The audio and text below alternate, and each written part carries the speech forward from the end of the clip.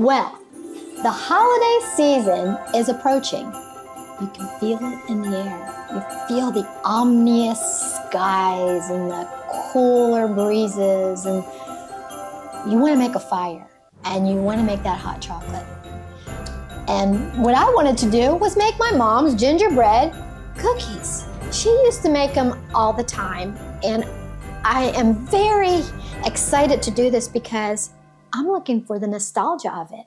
I'm hoping that it's going to bring me back to my childhood and the taste of it. And it sort of already did, because when I was putting everything out, I opened the molasses and I could almost start crying thinking about it right now, because it just reminded me of my childhood.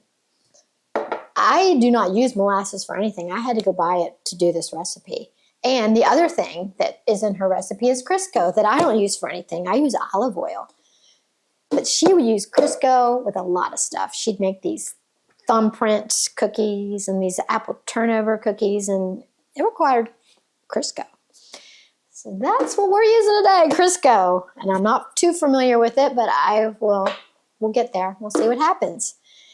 So this is her. I have a copy of it because when my mom passed away, and so my sister and I, we just went through all the stuff and started taking pictures. So we'd have stuff on our phones. And this was one of the things that was on my phone, is a picture with her handwriting. I love things with her handwriting.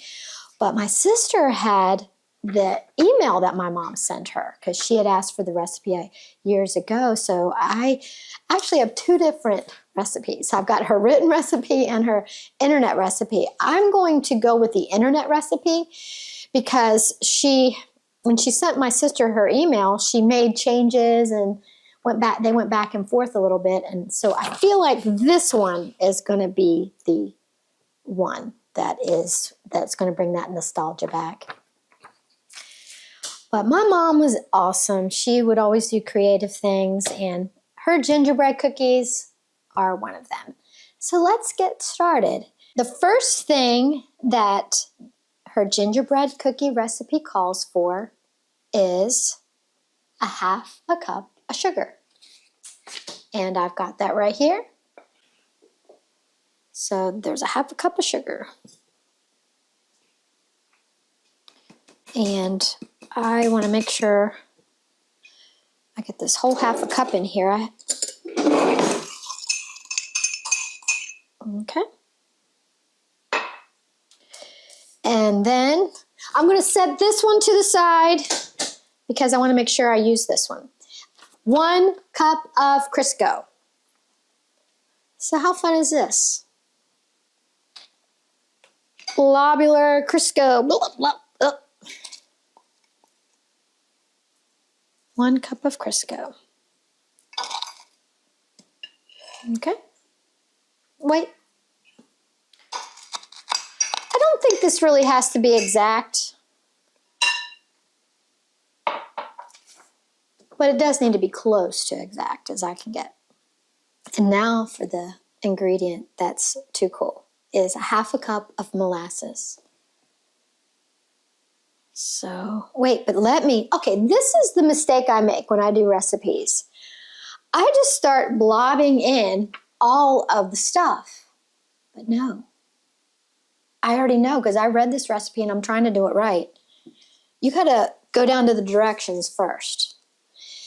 Beat the sugar, the Crisco, and molasses until creamy. Wonderful. Oh my gosh. It just looks like a hot fudge sundae. No. Oh, the smell. I love the smell of molasses. It is very endearing, and it does bring childhood memories back. Yum. The next step in this process is to blend the sugar, the Crisco, and the molasses. Her recipe says to beat the sugar, and so I would say do this, but would you beat it? I don't know. So I'm going to get out the mixer, and I didn't get the regular things. I got like these bread kind, because I thought, well, maybe that's like beating it. I don't know. So let's see. my mom was here, I'd ask her. She's not here. So maybe she'll help me from heaven. Because she does a lot, I'm told. Oh my gosh. This smells so good. I've been craving this actually all day. A gingerbread cookie. Crazy. I can see why she used Crisco. It's like butter. It's real soft and blends well and easily. All right, so that's that. You add hot water and baking soda into the creamy mixture. All right, so now 1/4 cup of hot water, 1/2 teaspoon of baking soda. Add the hot water and baking soda and beat until the creamy mixture with the spices. And so we have ginger is first on the list. And it says 1/2 teaspoon.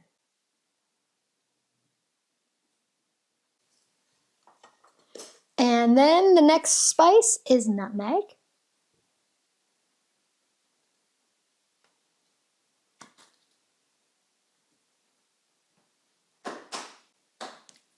And then cinnamon.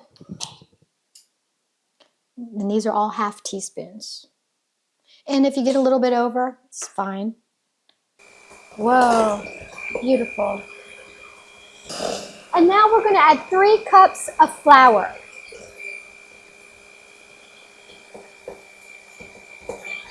It's a little bit of a process, but it's a fun process. Silk. Okay, so when my kids were little, I used to always say, do you want to lick the lollipop? I call these lollipops. Well, we have made our batter here. I did forget to add 1 teaspoon of salt, so I have added that in here, and we're pretty much ready to go. And we've got this beautiful, wonderful mound of awesome gingerbread dough, which just smells out of this world. In my mom's recipe, she said she liked to take it to make a ball and press it and make 1 gingerbread man at a time. However,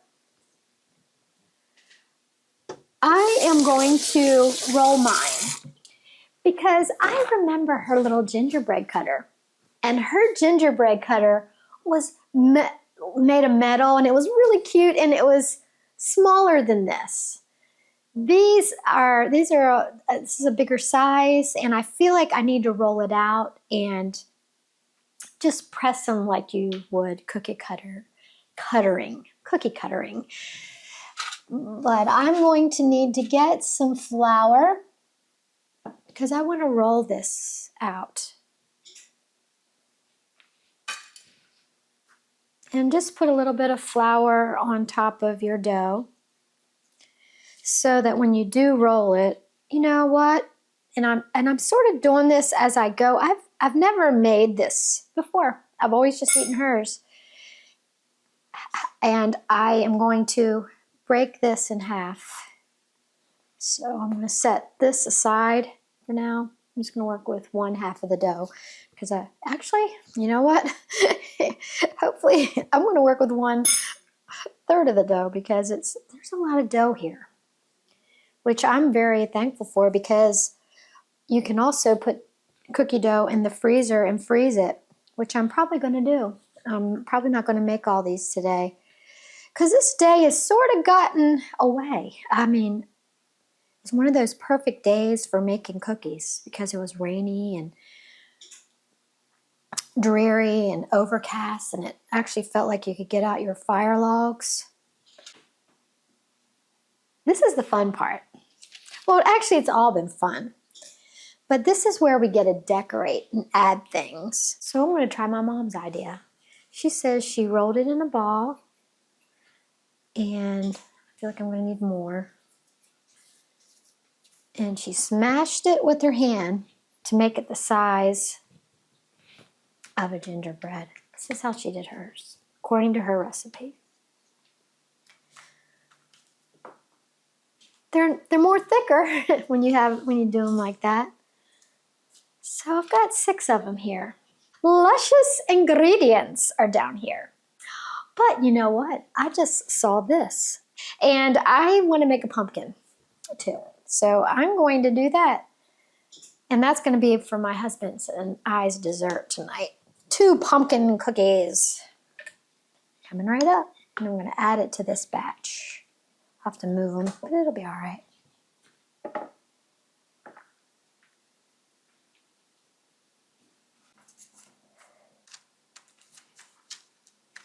So now we are going to decorate. And in my mom's paper, she was saying how she used raisins and how she used, and she put a little red heart on them, and she used some chocolate chips for the buttons. So we're going to decorate. I made some icing, which she didn't, this is just a recipe from off of the internet. This is going to be me. Hers had little raisin eyeballs and the heart and little buttons. But I'm going to do these up just because I feel like it. I've got the chocolate chips. Nice little beautiful hearts. I'm going to go ahead and give them all a heart. Let the pumpkin be all green. And then we'll just add some red to this one. Not sure what to do with these little things, but I want to do, well, maybe I'll let them be eyeballs. I am going to do some Heath bars on the pumpkins because we want a good dessert tonight. Nice fluffy dessert. And I've set the oven for 350, probably about 10 minutes. On all these directions, I don't see any time frame or what to put the oven on. So I could have cut it off or it could have been left out. What I'm going to do is just sort of keep an eye on them. Well, this is what I have so far. I think it looks pretty good. Wait, let me use some more icing up. I say use up some more icing because you can. If you got it, you might as well. Give them some little booties.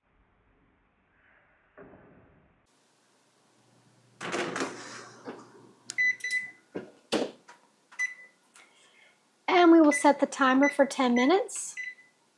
Now, while the gingerbread are in the oven getting ready for us to eat, I'm going to show you what I'm going to do with the leftover dough. So this is what we have left over. Now, my husband and I, that quantity that I made is going to last us for a while. So I'm going to freeze the rest of this and make more and do different designs later. And I'm really looking forward to making other designs, maybe getting a different kind of icing, getting out some raisins. But until that happens, I'm going to put this in the freezer. So this is just what you do. Just get some plastic and you wrap it. Make it in a nice little tucked, sort of like the kind you get at the grocery store, those little rolls of chocolate chip cookies or peanut butter cookies. But you've just made your own dough that you can come back to and get out of the freezer whenever you need it.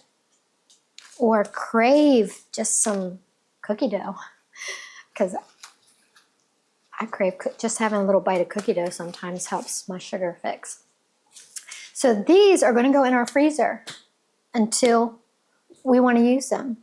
Okay, so it's been about, I'm going to say 7 minutes at 350 or 10 minutes maybe at 325. I had them at 350 for 10 minutes, but I had to take them out after about 7 minutes. And they got a little more done than I wanted, but they sure do look delicious.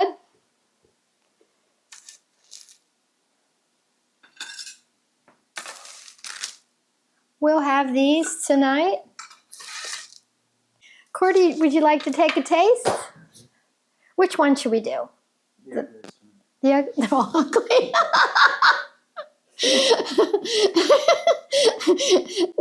they all turned out pretty ugly. My mom's were pretty. I didn't use raisins. That could be the problem. I'm going, this is your recipe. So let me just try it.